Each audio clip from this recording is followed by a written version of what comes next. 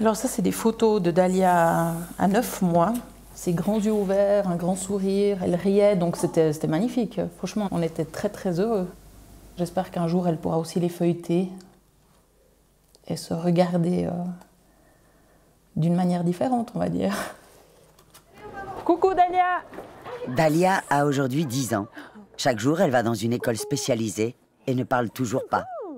Elle souffre d'une maladie qui s'est déclarée progressivement, une maladie dite orpheline, sans diagnostic précis.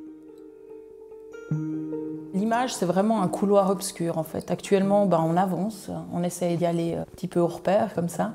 Mais c'est vrai qu'en ayant un diagnostic, c'est comme si on aurait une lumière, un fil de lumière qui pourrait un peu nous guider et puis nous aiguiller, où aller, où nous diriger, qu'est-ce qu'on pourrait mettre en place, comment on pourrait l'aider. C'est bon Dalia, c'est bon, c'est bon, c'est bon, c'est bon. Dalia souffre d'une maladie rare, c'est-à-dire qu'elle touche moins d'une personne sur 2000. Il n'y a donc pas d'association de patients souffrant du même mal. Et dans le cas de maladies sans diagnostic, l'assurance invalidité refuse souvent la prise en charge. Voilà Dalia. Pour les enfants qui n'ont pas de diagnostic connu, ça peut clairement limiter leur droit à des thérapies. Donc certains n'en ont pas, parce qu'ils n'y ont pas droit. Typiquement l'ergothérapie. Ou parce que les assurances ont dit maintenant ça suffit, on arrête.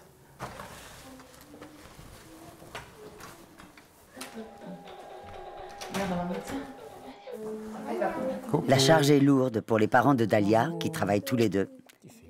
En Suisse, plus de 500 000 personnes souffrent d'une maladie rare. La moitié sont des enfants.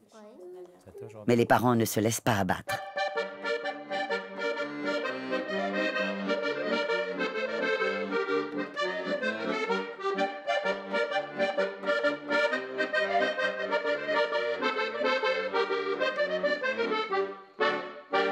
Déjà de toute petite, on l'a chérie, on l'a aimée comme un tout enfant. Et puis c'est vrai qu'elle nous apporte beaucoup.